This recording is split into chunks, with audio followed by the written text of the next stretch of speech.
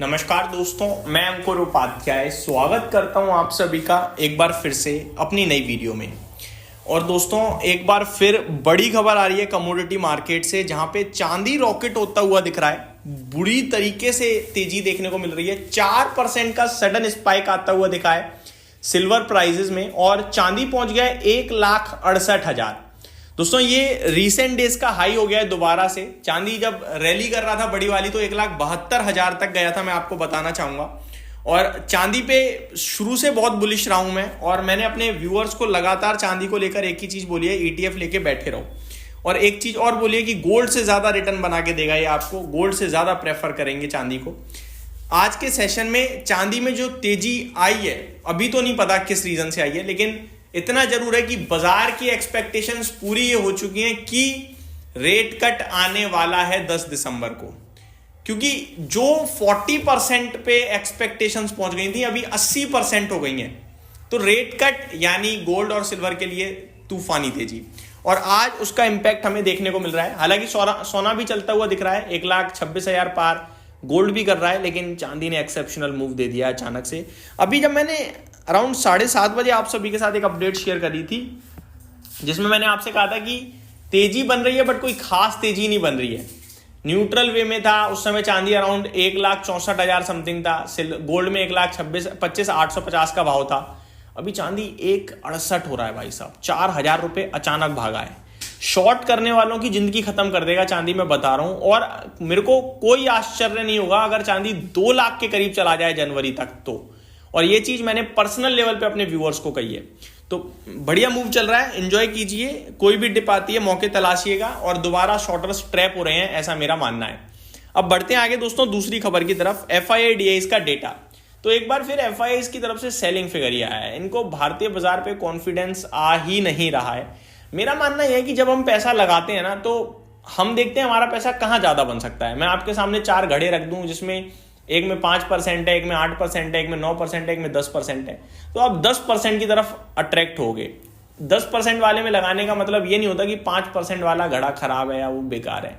Same चीज मेरे को लगता है भारतीय बाजार के साथ इस समय हो रही है कि FIIs इसलिए नहीं बेच रहे क्योंकि इंडियन मार्केट्स खराब है या खराब कर रहे हैं। FIIs इसलिए बेच रहे हैं क्योंकि अदर मार्केट्स अच्छा कर रहे हैं, चाहे वो ताइवान का हो, कोरिया का हो, जापान का हो, US का हो। ये मेरे को लगता है बड़ा कारण है जिसकी वजह से भारत में पैसा आ ही नहीं रहा है। मतलब लोएस्ट पॉइंट पे उनकी मार्केट में होल्डिंग रह गई है इस समय, लोएस्ट पॉइंट पे, बट उसके बावजूद भी फिगर सेलिंग का ही आता है। आज भी बड़ी सेलिंग फिगर आई है, 3,795 करोड़ की बिकवाली करी है आज, ऑलमोस्ट 3,800 करोड़ का बेच दिया। हालांकि फ्यूचर्स में डेटा नेग्लिजिबल है। फ्यूचर इंडेक्स में अराउंड 51 करोड़ की सेलिंग है, तो कोई खास नहीं है। और बैंक निफ्टी 207 करोड़ का खरीदा है, निफ्टी को 249 करोड़ का बेचा है। तो वो राउंड ऑफ करोगे अगर आप, तो 51 करोड़ की सेलिंग फिगर आ रही है। वहीं बात करूं अगर फ्यूचर स्टॉक्स की, तो 350 करोड़ की बिकवाली है। तो FIIs ने झोली भर के बेचा है, जो कि काफी नेगेटिव लग रहा है मेरे को डेटा। तो आगे अगर मैं आप सभी के साथ बात करूं दोस्तों, DIIs तो ये अपना पूरा जोर लगा रहे हैं, जितना लगा सकते हैं ये खरीद रहे हैं। 4,148 करोड़ की बाइंग DIIs की तरफ से आते हुए दिख रही है। भारतीय बाजार में आज शाम को जो डेटा आया है, भारत की GDP का आंकड़ा Q2 की, बहुत ही कमाल का डेटा था। उसको देखने के बाद इन्वेस्टर्स खुश थे, लेकिन खुशी रही है भाई, तेजी तो नहीं बनेगी, इतना तो नहीं दिख रहा है। किसी भी चीज पे रिएक्शन दे ही नहीं रहा भारतीय बाजार। मेरे को तो लग रहा है कल अगर ट्रेड डील भी आ जाए ना भारत और US की, तो वो केवल एक ही दिन ऊपर जा पाएगा बाजार, अगले दिन फिर गिर जाएगा। क्योंकि एट द एंड आपको पैसा चाहिए मार्केट में ऊपर खींचने के लिए, वो पैसा ही गायब है भारतीय बाजार से। रिटेल का पैसा बन नहीं रहा, वो लगाने को तैयार नहीं है। FIIs को कहीं और ही पैसा लगाना है, और DIIs बेचारे बाजार को बचा ही पा रहे हैं। अगर DIIs ना हो तो अभी तक तो भारतीय बाजार धड़ाम जाने कहां पहुंच गया होता। कोविड में 1 लाख करोड़ की बिकवाली करी थी FIIs ने, 1 लाख करोड़ में 50% तोड़ दिया निफ्टी। आज की डेट में एक महीने में 1 लाख करोड़ बेच देते हैं, फिर भी कुछ नहीं होता भारतीय बाजार का। क्यों? क्योंकि DIIs का सपोर्ट है भाई। तो ये गेम बदल रहा है धीरे धीरे, ट्रस्ट मी। साइकिल चेंज हो रही है, और ये साइकिल बहुत नेक्स्ट लेवल तेज चेंज हो जाएगी। अभी 30,000 करोड़ की SIP बुक हो गई है। ये SIP बुक लगातार आप देख रहे हो बढ़ ही रही है। ये इतनी कैपेबल हो जाएगी कि किसी से फर्क नहीं पड़ेगा। और सबसे अच्छी बात यह कि जो म्यूचुअल फंड का निवेशक है ना, वो मैच्योर निवेशक है, वो वॉलेटिलिटी से नहीं डरता। एंड ट्रस्ट मी, आप एक बार SIP करना शुरू करोगे ना, आपको फील होगा कि यहाँ वॉलेटिलिटी है ही नहीं और यहाँ आपका पैसा सुरक्षित है और धीरे धीरे धीरे धीरे वो ग्रो करेगा। बस वो काफी स्लो होता है जिसमें आप बोर हो सकते हो। और वॉरेन बफेट साहब कहते हैं कि पैसा बोरियत से ही बनता है, इंटरेस्ट से तो केवल आप कितना भी मजे लेने लग जाओ, वो आपका ब्रोकरेज कटेगा, ब्रोकर की जेब भरेगा, आपका पैसा नहीं बनने वाला भाई साहब।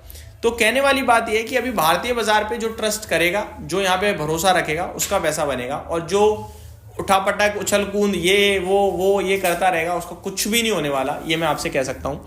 जाते जाते कुछ और चीज़ें बताना चाहूँगा आप सभी को। डेटा तो थोड़ा सा नेगेटिव साइड पे डेवलप हुआ है FIDIs की तरफ से, और मार्केट सुबह से एक रेंज में था, तो वो क्लियरली दिख रहा है कि एक तरफ से बिकता रहा माल, एक तरफ से खरीदते रहे और बाजार एट द एंड फ्लैट रह गया।